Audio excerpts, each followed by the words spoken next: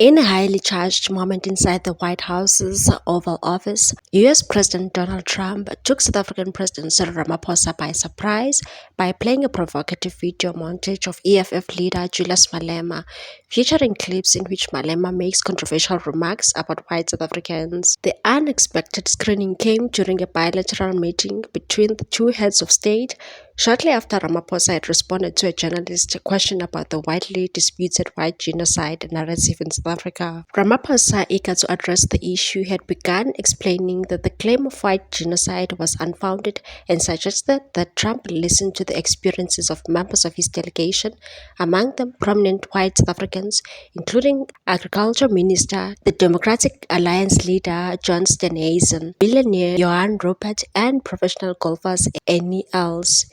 But before the South African president could elaborate, Trump interjected and said, "But Mr. President, we have thousands of stories talking about it, documentaries and news stories. I could show you a couple of things. I mean, it has to be responded to." He then requested for the lights to be dimmed, saying, "Let me see the articles. Please, if you would, and turn the lights down." What followed was a dramatic turn in the diplomatic exchange. The Oval Office fell silent as clips of Malema played on screen. The first showed him in Parliament declaring the black South Africans would occupy land without seeking permission from anyone. He said, "We don't care. You can do whatever you want to do. Who are you to tell us whether you can occupy land or not?" Subsequent footage included more inflammatory remarks. In one clip, Malema is said saying, "You must never be scared to kill. A revolution demands that at some point there must be a killing," followed by a singing of controversial Kill the Boer song. Another segment features Malema asserting that targeting a white man would hit white people hard, accompanied by a metaphor about slitting the throat of whiteness. The footage visibly unsettled the members of the South African delegation and appeared to place Ramaphosa in a defensive position. The screening had been prompted by a South African reporter's question to Trump, asking what it would take for the president to be convinced that the notion of white genocide in South Africa was a fantasy. Ramaphosa, stepping in before Trump could respond, and said, "Well, I can answer that for the president," to which Trump nodded in agreement and said, "To be convinced, President Trump will need to listen to the voices of South Africans, some of whom are his good friends, like those who are here with me. If there was a genocide against Afrikaner farmers, I can bet you these three gentlemen will not be here with me today, including my Minister of Agriculture." He emphasized that the dialogue and first-hand accounts from fellow South Africans were the best way to dispel myths and foster understanding, and said it will take him, President Trump, listening to their stories, to their perspectives.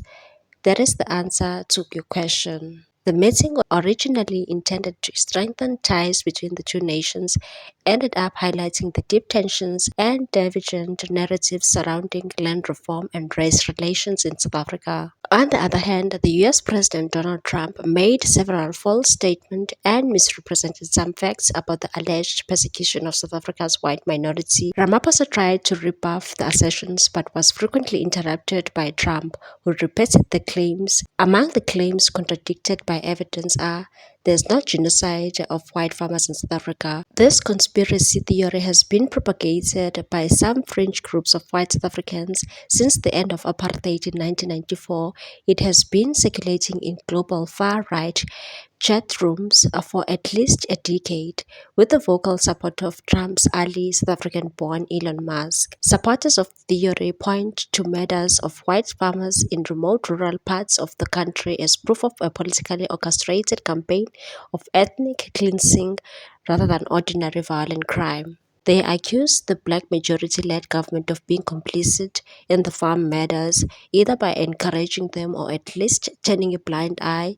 The government strongly denies this. South Africa is one of the world's highest murders rate, with an average of 72 a day. In a country of 60 million people, most victims are black. South African police recorded 26,232 murders nationwide in 2024, of which were linked to farming communities. Of those, 8 of the victims were farmers. The Western Cape High Court ruled that the claims of white genocide were clearly imagined and not real. In a case earlier this year, forbidding a donation to a white supremacist group on those grounds. Another one is the government expropriating land from white farmers without compensation, including through violent land seizures to distribute it to blacks. The government has a policy of attempting to redress inequalities in land ownership that are a legacy of apartheid and colonialism, but no land has been expropriated, and the government has insisted and tried to encourage white farmers to sell their land willingly. That hasn't worked. Some three-quarters of privately owned farmland is still in the hands of whites, who makes up less than 8% of the population, while 4% is owned by blacks, who make up 80%. In an effort to address this, Ramaphosa signed a law in January allowing the state to expropriate land in the public interest. In rare cases, without compensating the owner, the law requires authority to first try to reach an agreement and still hasn't been used. Another one, the Kill the Boer song sung by Black South Africans, is an explicit call to murder Afrikaners who own most of the farmland. The song dates back to the resistance against apartheid, when Afrikaner nationalists controlled the country. In one of the video clips, Trump showed Firebrand EFF leader Malema singing the song. The courts have ruled against attempts to have it designated as a hate speech on the basis that it is historical liberation chant and not a literal incitement to violence. In a statement after the meeting between Trump and Ramaphosa, EFF said it was a song that expresses the desire to destroy the system of white minority control over the resources of South Africa, and that it is a part of African heritage. Another one is that Trump played a video clip that showed a long line of white crosses on the side of a highway, which Trump said were burial sites for white farmers.